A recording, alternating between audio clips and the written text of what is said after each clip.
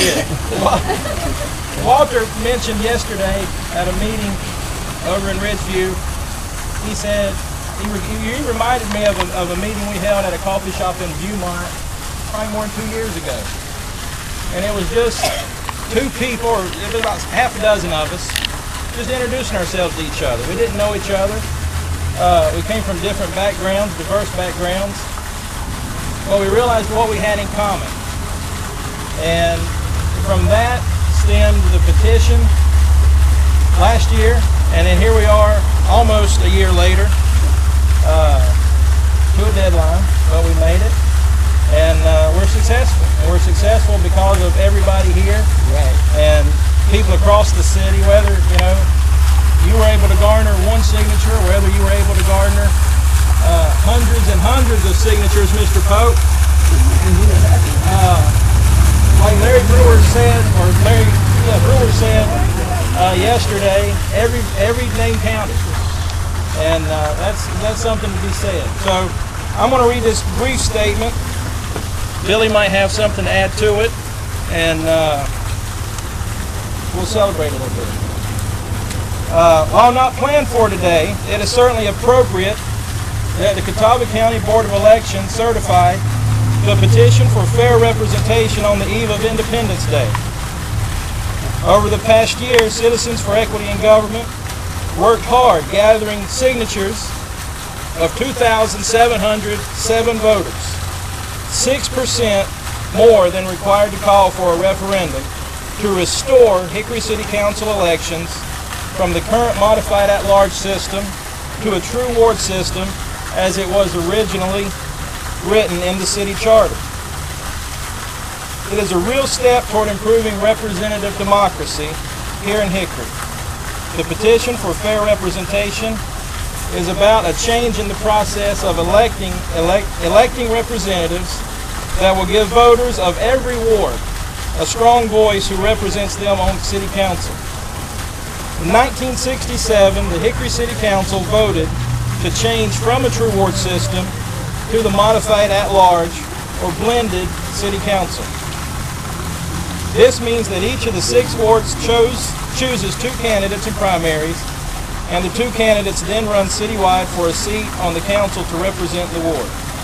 CEG and the 2,700 plus petition signers say that this at-large system goes against the very concept of fair representation, allowing voters outside of a ward to influence the outcome of elections in a ward where they do not live.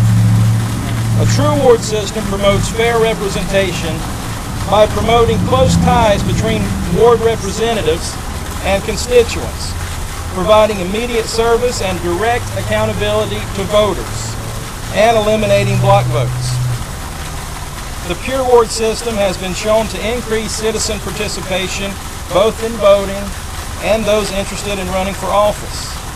Under a current at-large system, voters feel disenfranchised because they know they are not the ones who are choosing their representatives.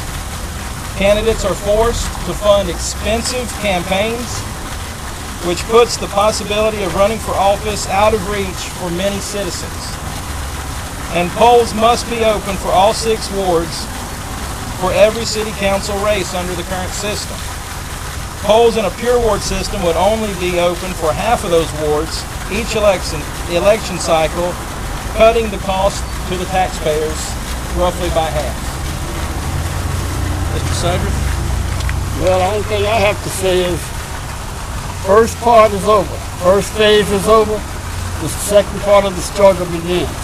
Now we have to call for the referendum. It's in the city's hand. It's up to them to choose the date, time, and place, and we'll be there to do battle. That's right. We want to thank all of our volunteers and all the people who are here today for making this possible. Remember that, because I'm going to tell you, it said here, over 80% of the people we approached were educated about this petition that we had. And not that we had, it is now over, and we move toward the referendum. Thank all of you.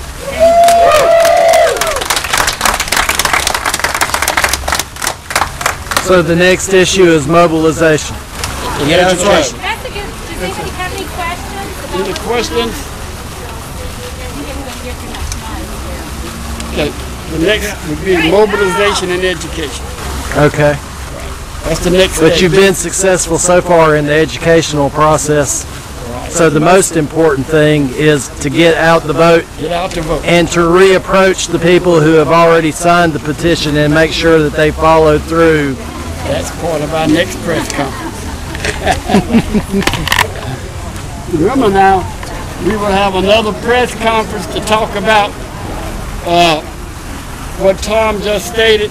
We'll talk about mobilization, education, and getting ready for this referendum. We'll do a lot of that. We have a long struggle ahead of us. Our next meeting is July 11th at the Ridgeview Library. Yes. And so anybody who wants to know what's going to happen next and wants to help out with it, come on in. 5:30. 5:30, July 11th at the Ridgeview Library. Okay. Thank you. Thank you. Thank you. A good job. Good job. Well, yes, we're going to have to have a...